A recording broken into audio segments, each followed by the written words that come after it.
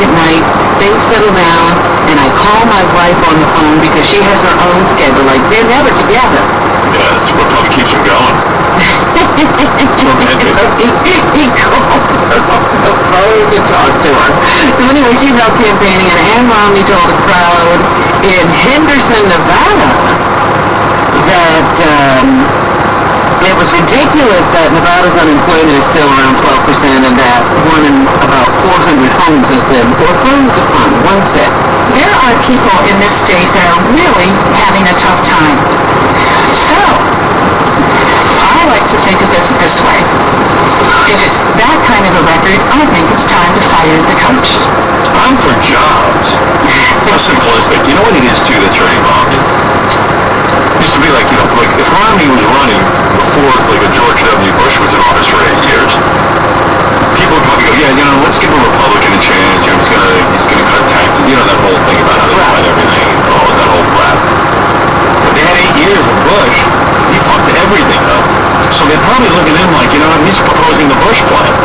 well, that's what Obama has been hitting hard, that we've already tried the tactics he's talking about, and that seems to be working for people. Yeah, it's right here. He's doing great in the poll.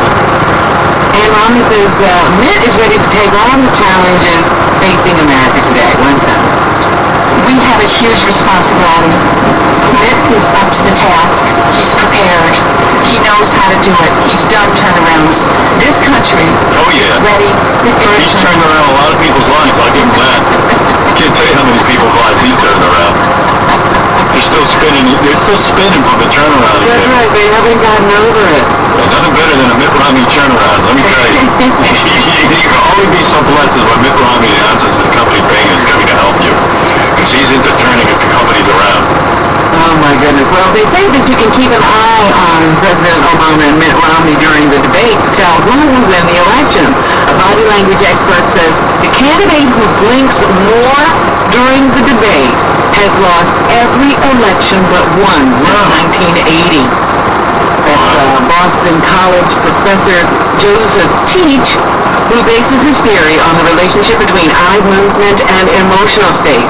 He says stress and other unpleasant feelings cause people to blink more often. There's a guy studying that? Like, who would even think to study? And guess who the one exception was? Bill Clinton. George W. Bush blinked more than Al Gore. I was a blinky bastard. I gotta tell you, I'm running. I do a Clockwork Orange kind of thing, man. I just keep those eyes open with a big prong. But that's absurd. That somebody would sit there, like somebody said that and said, I'm going to study how many times somebody blinks in a presidential debate, and then I'll determine who's going to win. Yeah. Like, you gotta have a lot of free time for that. Or, this is the age of television and a computer. You can get all these things, and you can get them done without human effort.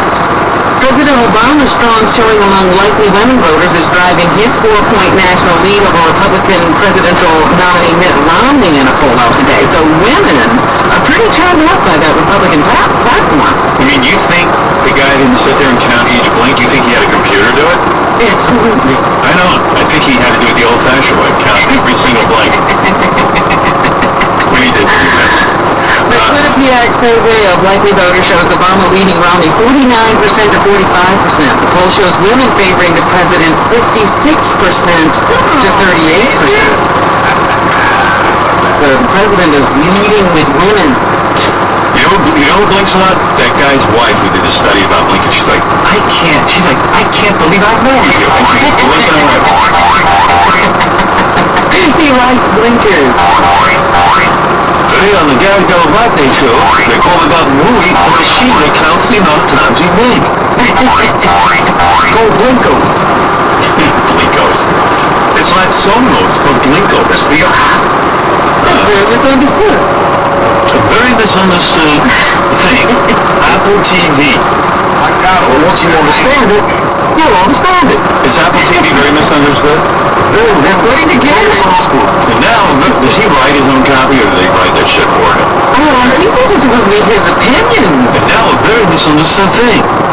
Well, you write it. Where is that? I want to listen to Gary's show. I love Gary's show. I decided I'm wrong. I don't want him to change a thing about it. I don't want him getting more comfortable. Look at your own show.